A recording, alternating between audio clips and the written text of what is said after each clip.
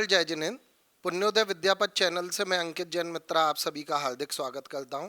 आज एक बार फिर हमारे साथ, हमने पिछला इंटरव्यू एक किया था 10 दिनों पहले, आज हमारे साथ फिर आदरणीय श्री हुकुम जी काका, जो कोटा के निवासी हैं, वो हमारे साथ हैं, जिन्हें जगत पूज्य ने सिविल निर्देशक की एक महत्वपूर्ण जिम्मेदारी दी हुई है। आपका परिचय चांदखेड़ी अतिशय क्षेत्र के अध्यक्ष के रूप में भी है और आपका परिचय पुण्योदय अतिशय तीर्थ क्षेत्र कोटा के भी अध्यक्ष के रूप में आपकी पहचान है।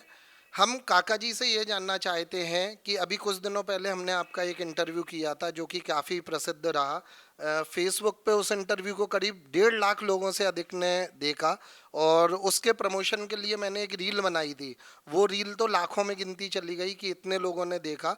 इससे हमें ये पता चलता है कि वो पहला इंटरव्यू था शिविर के बारे में, कि शिविर को लेकर लोगों में कितनी ज़्यादा उत्सुकता है, कितनी ज़्यादा एनर्जी है उनमें कि वो शिविर के बारे में जानकारी लेना चाहते हैं। काका जी, आज ये भाग 2 के रूप में हम रिकॉर्ड कर रहे हैं। आगे भी हम आपके और इंटरव्यू लेंगे जिनमें हम अलग अलग चरण जानना चाहते हैं कि एक शिविर की तैयारी ग्राउंड लेवल पे किस तरीके से होती है और वो अंत अपने मुकाम तक कैसे पहुंचती है जब शिविर का समापन समारोह होता है। तो आज मैं आपसे ये जानना चाहता हूँ कि मुझे पता चला कि यहाँ बड़ी विषम परिस्थितियों में 12 दिन पहले करीब यहाँ कुछ एक बाढ़ की स्थिति आ गई थी गुना और अशोकनगर क्षेत्र में। उन विषम परिस्थितियों में यहाँ काफ़ी बड़े लेवल पे एक पंडाल लग रहा है। तो उस पंडाल के बारे में आपसे जानना चाहता हूँ कि क्या चैलेंजेस रहे और किस प्रकार से वो पंडाल है, क्या उस पंडाल की विशेषता है। मुश्किलों से कह दो, मुश्किलों से कह दो हमसे उलझा न करे, हमें हर मुश्किल से निपटने का हुनर आता है। परम पूज्य निर्यापकाचार्य मुनि पुंगव 108 सुधा सागर जी महाराज के आशीर्वाद और प्रेरणा से अशोकनगर में होने जा रहे श्रद्धा समर्पण के महाकुंभ संस्कार शिविर में तैयारियां जोर शोर से चल रही हैं। जैसा आपने बताया, बड़ी विषम परिस्थितियां थी। बड़ी कठिन परिस्थितियों में हमारे यहाँ के युवा साथियों ने, सकल दिगंबर जैन समाज के पदाधिकारियों ने मिलकर एक बहुत विशाल पंडाल का निर्माण किया है जिसका कार्य जारी है। पहली बार इतना विशाल पंडाल जिसकी चौड़ाई 160 feet without pillar, pillarless pandal 160 feet by 300 यहाँ पर बन रहा है। मैं पहली बार इतना विशाल पंडाल शिविर में बनने जा रहा है। इसके लिए मैं हमारे अशोकनगर के साथियों को और सारी सकल दिगंबर जैन समाज अशोकनगर के पदाधिकारियों को बधाई देना चाहता हूँ, साधुवाद देना चाहता हूँ कि आपने अथक प्रयासों से ये कार्य संपन्न होने जा रहा है। और एक किसी शायर ने बड़ी अच्छी पंक्तियाँ कही हैं कि वो पथ क्या पथिक कुशलता क्या, वो पथ क्या पथिक कुशलता क्या, जिस पथ पर बिखरे सूल न हो, और नाविक की धैर्य कुशलता क्या, जब धाराएं प्रतिकूल न हो। धाराएं जब प्रतिकूल होती हैं तब काम करने का अलग मजा आता है, और जब वो काम पूरा होता है तब उसका सेटिस्फेक्शन अलग होता है। पूज्य महाराज श्री के भी वचन हमने सुने हैं। पूज्य महाराज श्री अक्सर कहा करते हैं कि मैं प्रकृति को रोकता नहीं और मैं प्रकृति से रुकता नहीं। और यही कारण है कि आज तक कैसी भी विषम परिस्थितियां हो, पूज्य महाराज श्री के मुख से निकला हुआ वचन आज तक कभी खाली नहीं गया। जो उन्होंने सोचा वो काम पूरा होता है और अक्षरश पूरा होता है। ये हमने देखा है और सारी दुनिया इसको देख रही है। मैं ये जानना चाहता था वहाँ ग्राउंड लेवल पे क्या चैलेंजेस आपको नज़र आए, कि प्रॉब्लम्स क्या आई थी वहाँ जब इतनी ज़्यादा बारिश हुई? जब पहली विजिट हमने उस स्थान की थी तब वहाँ 1-1 फुट पानी था, गीला था, और उस गीले ग्राउंड में टेंट लगाना और इतना विशाल टेंट लगाना संभव ही नहीं था। मैं खुद इस दुविधा में था कि यहाँ पर टेंट लगेगा कैसे, समय कम है और इतने कम समय में इतना बड़ा टेंट लगना और दूसरी सारी तैयारियां होना असंभव सा लग रहा था। किंतु मुझे गर्व है अशोकनगर के हमारे युवा साथियों पर, यहाँ के हमारे कार्यकर्ता बंधुओं पर और यहाँ की सकल दिगंबर जैन समाज के कार्यकारिणी और यहाँ के श्रावक बंधुओं पर कि उन्होंने अथक प्रयास करके, उन्होंने हिम्मत नहीं हारी, उन्होंने हौसला नहीं छोड़ा और उन्होंने अपनी मेहनत करके, और प्रकृति ने भी साथ दिया। पूज्य महाराज श्री का आशीर्वाद हमारे साथ है, प्रकृति ने साथ दिया।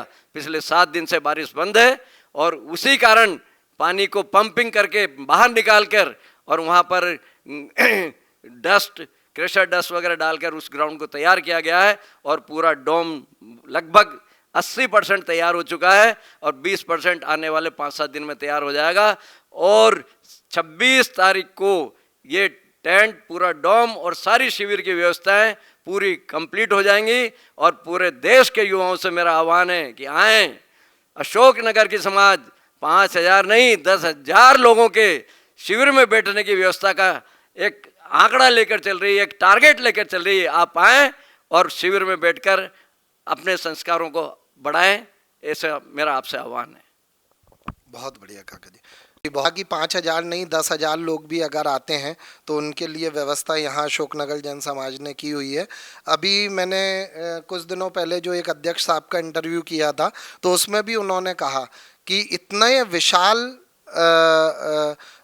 जगह की व्यवस्था है यहाँ पर कि अगर 5,000 10,000 नहीं 20,000 लोग भी आ जाएं तो अशोकनगर इतना सक्षम है कि वो सभी लोगों के लिए रुकने की व्यवस्था कर रहा है, उनके खाने पीने की, रहने की व्यवस्था कर रहा है। यहाँ तक कि ये भी कहा गया कि सिर्फ जैन समाज नहीं, जो जैनेतर समाज है अशोकनगर की, वो भी उसी प्रकार से अपनी सक्रिय भूमिका यहाँ निभा रही है जैसे कि जैन निभा रहे हैं। काका जी, एक बहुत अभी देखने में आ रहा है कि ये शिविर कई वर्षों से होते हुए आए हैं, कई सारे माताजी और महाराज जियों के पास में ये शिविर होते हुए आए हैं और इन शिविरों से एक धर्म प्रभावना फैलती है।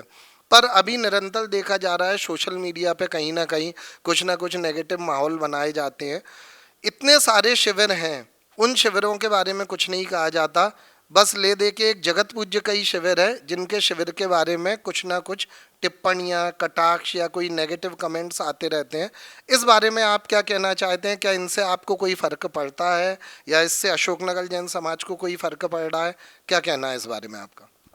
जो आगे बढ़ता है उसको पीछे खींचने के लिए सैकड़ों लोग लगे रहते हैं, किंतु नकारात्मक दुष्प्रचार से कभी भी किसी अच्छे कार्य पे कोई फर्क नहीं पड़ता है। ये शिविर बेहतरीन था, बेहतरीन है और बेहतरीन होगा। इस शिविर की व्यवस्थाएं, इस शहर में आने वाले शिविरार्थियों की जो संख्या है उसमें इस नकारात्मक प्रचार से, दुष्प्रचार से कोई फर्क नहीं पड़ने वाला है। और 2 पंक्तियां किसी शेर ने बड़ी अच्छी कही है कि दम है तो कुदरत से टकरा के दिखा, दम है तो कुदरत से टकरा के दिखा, इस जमी पर आसमां ला के दिखा, और जितने जुगनू हिमायती हैं तेरे, जितने जुगनू हिमायती हैं तेरे, उनसे एक सूरज बनवा के दिखा, उनसे एक सूरज बनवा के दिखा। बंधुओं, आलोचना करना बहुत आसान होता है किंतु किसी अच्छे कार्य को अंजाम देना बहुत मुश्किल होता है। और ये पूज्य महाराज श्री का ही दम है कि पूरे देश में जितने प्रकल्प महाराज श्री ने चालू किए हैं, शांति धारा जिसका शुभारंभ चंद्रोदय तीर्थ चांदखेड़ी से हुआ और आज पूरे देश में शांति धारा के माध्यम से देश के कोने कोने में बने हुए मंदिर तीर्थों की जो व्यवस्थाओं में सुधार हुआ है, वहाँ की जो अर्थव्यवस्थाओं में सुधार हुआ है, उसका एक मूल कारण शांति धारा है, जिसके माध्यम से करोड़ों रुपए का दान हर क्षेत्र पर, हर मंदिर में आ रहा है, प्रतिवर्ष आ रहा है।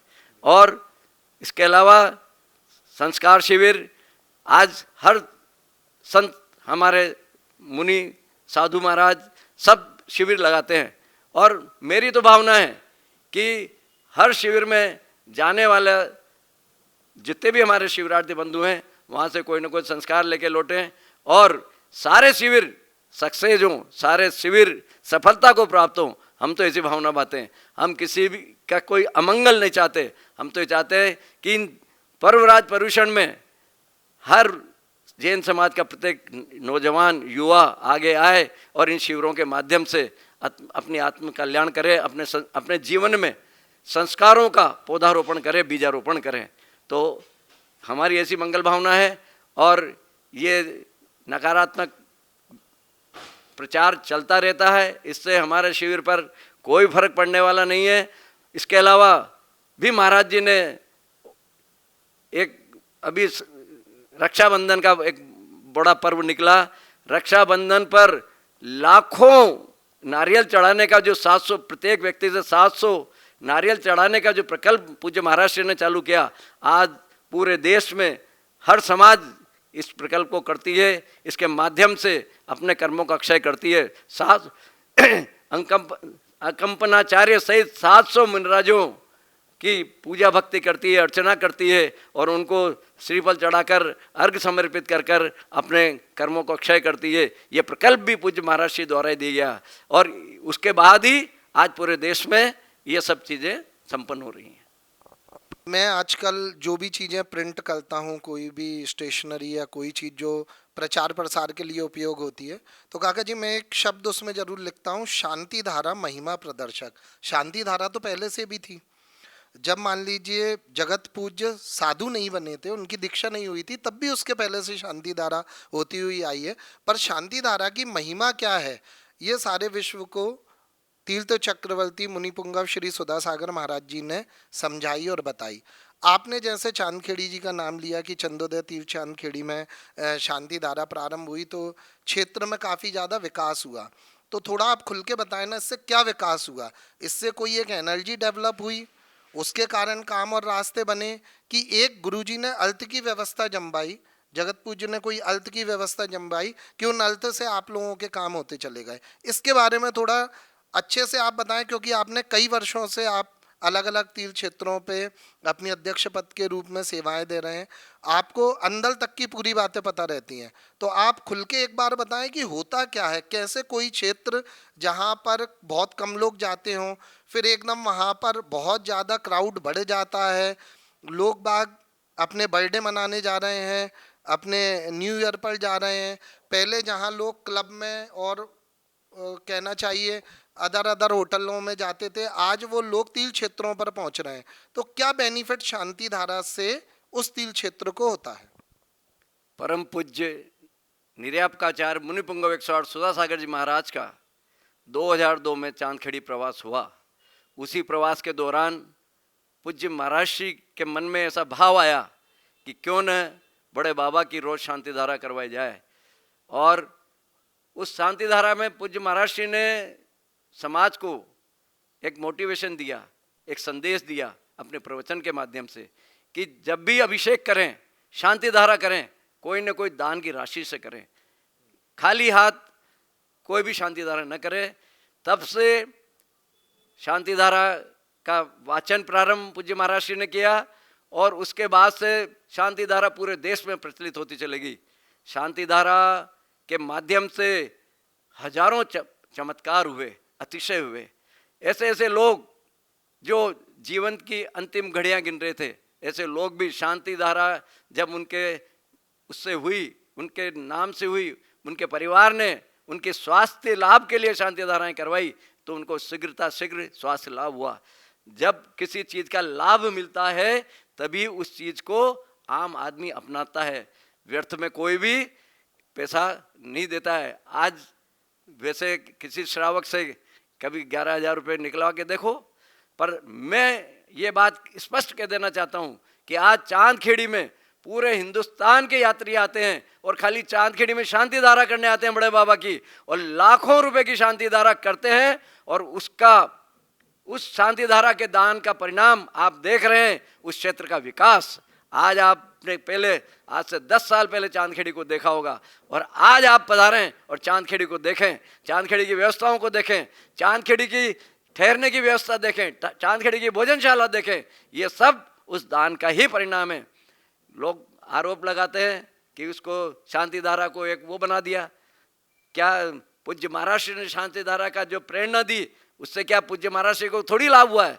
अगर उस शांति धारा की प्रेरणा का लाभ हुआ है तो क्षेत्रों को हुआ है, किसी व्यक्तिगत लाभ किसी को भी नहीं हुआ। मैं चेतावनी देना चाहता हूं ऐसे लोगों को कि कान खोल कर सुन लें, इस तरह का दुष्प्रचार करना बंद कर दें, वरना इस देश का जैन समाज का युवा एक दिन ऐसे लोगों को मुंह तोड़ जवाब देगा।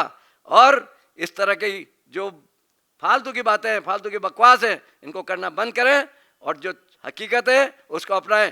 देश में ऐसा कौन सा साधु है, ऐसे कौन से जैन संत हैं जो शांति धारा नहीं करवाते हैं। आज की तारीख में किसी भी संघ के मुनराज हो, जब भी आते हैं चांदखेड़ी में, किसी भी संघ के मुनराज आते हैं, सब बड़े बाबा के चरणों में बैठते हैं और वहाँ शांति धारा पढ़ते हैं। अगर शांति धारा में दम नहीं है तो फिर क्यों पढ़ते हैं, क्यों शांति धारा पढ़ते हैं और क्यों शांति धारा अपने भक्तों से करवाते हैं अगर शांति धारा में दम नहीं होता तो। आज पूरे देश में ऐसा कौन सा क्षेत्र है जहाँ पर शांति धारा नहीं होती है। हर क्षेत्र पर, चाहे वो 13 पंथ का हो चाहे 20 पंथ का हो, हर क्षेत्रों पर शांति धारा होती है और उस शांति धारा के माध्यम से हजारों लोग लाभ लेते हैं, अपने कर्मों का क्षय करते हैं और अपने जीवन को ऊंचा उठाते हैं। ये मैं स्पष्ट कह देना चाहता हूं। आचार्य भगवान स्वयं शांति धारा का वचन करते थे। मैंने खुद ने कुंडलपुर में आचार्य भगवान के मुंह से शांति धारा का वचन सुना है और आचार्य भगवान बड़े सहर्ष शांति धारा का वचन करते थे। अगर शांति धारा में दम नहीं होता, शांति धारा अगर आगम अनुकूल नहीं होती तो आचार्य भगवान शांति धारा का वचन क्यों करते। सही कहा काका जी आपने। शांति धारा एक ऐसी चीज है कि दुनिया में किसी के पास कोई भी विपत्ति के क्षण हो, कुछ भी समस्याएं चल रही हो, तो आज देश का नहीं विश्व का जैन समाज का व्यक्ति मंदिर में जाके शांति धारा की बोली लेता है या जहां उनके जो भी आराध्य इष्ट देव हैं उनके पास में शांति धारा करवाकर अपनी विनती करता है, अपनी कठिनाई को कहता है। तो शांति धारा की क्या महिमा है, ये जगत पूज्य मुनिपुंगव श्री सुधासागर महाराज जी ने पूरी दुनिया को दिखाया, बताया। आचार्य विद्यासागर महाराज जी ने शांति धारा करवाई हैं, सभी जगह होती आई हैं उनके आशीर्वाद से, और उसी का अनुसरण उनके सभी शिष्यगण और अन्य मुनि महाराज लोग कर रहे हैं। फिर भी जो शांति धारा को लेके बार बार कोई ना कोई चीज़ें सोशल मीडिया पे आती रहती हैं, उसी कारण से मैंने ये प्रश्न काका जी से पूछा था। अब हम वापस लौटते हैं शिविर की व्यवस्थाओं की ओर। शिविर की व्यवस्थाओं के बारे में और जानते हैं काका जी से। अभी हमने जाना कि किस प्रकार से टेंट लग रहा है, क्या उसके सामने चैलेंजेस आए टेंट को लगाते वक्त, किस तरीके से उसमें लोग बैठ रहे हैं। काका जी जैसे आपने बताया कि इतना बड़ा टेंट लगने वाला है, तो उस टेंट में लोगों के बैठने की आपका क्या मेजरमेंट है कि कितने स्क्वायर फीट में लोग बैठते हैं और उनको कितना स्पेस चाहिए। हम देखते हैं जब पूजन होती है तो टेबल भी लगती हैं, तो उसके लिए भी स्पेस चाहिए। तो वो आपकी नज़र में क्या मेजरमेंट है, कितने लोगों की व्यवस्था के हिसाब से आप ऐसा कर रहे हैं। अंकित जी, लगभग 3000 से अधिक लोगों के ऑनलाइन रजिस्ट्रेशन हमें प्राप्त हो चुके हैं और जो रजिस्ट्रेशन होने की जो गति है वो काफ़ी तीव्र है। और पिछले शिविरों का हमारा अनुभव है कि ज़्यादातर लोग आकर ऑफलाइन फॉर्म भरते हैं और तुरंत शिविर में रजिस्ट्रेशन कराकर भर्ती हो जाते हैं। जो शिविर में बैठने की व्यवस्था है, लगभग एक व्यक्ति की हम 5 से 6 फुट एक स्क्वायर फीट एरिया हम उसका कैलकुलेट करते हैं और 160 बाई 300 स्क्वायर फीट का तो डोम हमारा बड़ा डोम लग चुका है और उसके साइड में टीन लगाकर अलग से एक्स्ट्रा स्पेस तैयार किया जा रहा है ताकि हमारी संख्या अगर 5000 से ज़्यादा होती है तो हमारे शिवरार्थियों को बैठने में कहीं किसी तरह की तकलीफ नहीं हो। इसके बाद आपने बताया ध्यान भी उसी डोम में लगेगा। ध्यान के पश्चात पूजा होगी। पूजा के लिए हमारी टीम को पूरी डायरेक्शन दे दिए गए हैं। जैसे ही ध्यान निपटेगा हमारे कार्यकर्ता साथी, हमारे वॉलंटियर सब मिलकर टेबलें तुरंत लगाएंगे और लगभग हमने 1500 लगभग 1250 पूजा की थाली की व्यवस्थाएं की हैं, जिसके माध्यम से एक थाली पर 4 शिवरात्रि पूजन करते हैं। लगभग 5000 शिवरात्रियों के पूजन की व्यवस्था हम लोग कर चुके हैं और उसकी तैयारियां जारी है। अगर इससे भी ज़्यादा हमारे शिवरात्रि बढ़ेंगे तो उसकी व्यवस्था हमारे पास है। हमने वैकल्पिक व्यवस्था तैयार करके रखी है। जैसे ही अगर हमारा ऑनलाइन में 5000 क्रॉस होता है तो हम उसकी अलग से व्यवस्था कर देंगे। साथ ही लगभग 12000 धोती दुपट्टे हमने कंप्लीट कर लिए हैं। 9000 हमारे दुल के जो सांगानेर नारेली से आए उनको दुलवा कर कंप्लीट करा दिया है। साथ में 4000 नए धोती दुपट्टों का ऑर्डर कर दिया है, वे भी शीघ्र आने वाले हैं। और इस तरह से लगभग 12 से 13000 जोड़ी धोती दुपट्टा हमारा तैयार है। इतने धोती दुपट्टे और इतनी सारी थालियों की व्यवस्था करी गई है। साथ में शिविर की जो किट रहती है, बैग्स होते हैं, रजिस्टर होते हैं, उसके बाद में आपके पेन होते हैं, पैड होते हैं, जिनवानी की पूजा होती है, जिन पूजा की किताब होती है, साथ में जो कक्षा में पढ़ाई जाने वाली किताब होती है, मैं आपको बताना चाहूँगा इन सभी की संख्या 5,000 रखी गई हैं और आ चुकी हैं। और कमेटी की तरफ से, प्रबंधकारिणी कमेटी की तरफ से हमें कहा गया है कि अगर ऑनलाइन रजिस्ट्रेशन ज़्यादा होते हैं और उस समय भी ऑन द स्पॉट भी रजिस्ट्रेशन ज़्यादा होते हैं और अगर 5,000 शिवरात्रियों से भी संख्या अधिक पहुंचती है तो मात्र 2 दिन के अंदर बाकी और जितनी प्रिंटिंग की चीज़ें रहेंगी, जो और सामग्रियाँ रहेंगी, वो मात्र 2 दिन के अंदर पूरी कर दी जाएंगी। अभी आपने सुना श्री हुकुम जी काका को, जो कि शिविर निदेशक हैं। ये हमारा एक, मैंने जो आपसे वादा किया कि मैं पुण्योदय विद्यापथ चैनल के माध्यम से आपको पूरी शिविर की एक यात्रा दिखाऊंगा कि किस प्रकार से सारी व्यवस्थाएं की जाती हैं, कैसे उनको निर्देश दिए जाते हैं अलग अलग लोगों को और कैसे वो सब कंट्रोल होती है। मैं श्री हुकुम जी काका जी का बहुत बहुत धन्यवाद करता हूँ कि आपने पुण्योदय विद्यापथ चैनल को समय दिया। आगे भी निरंतर हम आपसे अलग अलग स्टेजेस पर इंटरव्यू करते रहेंगे और जानते रहेंगे कि ये पूरे शिविर प्रारंभ से लेकर समापन तक किस प्रकार से होता है। आपका बहुत बहुत धन्यवाद। जय जिनेंद्र।